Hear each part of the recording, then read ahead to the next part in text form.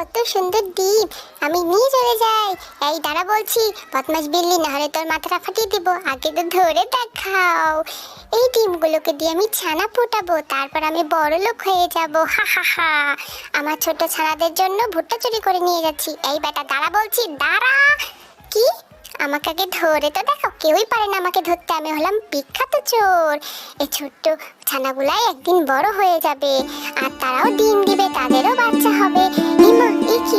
এরা তো আকাশে উঠতে পারে, কত সুন্দর করে আকাশে উড়ে বেড়াচ্ছে। আমারও তো এমন পাখা চাই, কিন্তু আমার তেমন পাখা নাই। হি হি হি হি হি হি। মাথায় একটা দুষ্ট বুদ্ধি এসেছে, এবারে আমি সেটাকে কাজে লাগাবো। এই হাঁস, চল চল, তোদের চামড়াগুলো আমাকে দিয়ে দে। হি হি হি হি। তোদের চামড়া দিয়ে আমি আমার সুন্দর পাখা বানাবো। এই তোমার সুন্দর পাখা, এখন আমি আকাশে উড়ে বেড়াবো। আকাশে বাতাসে চল, সাথে উড়ে চল, হাই হা।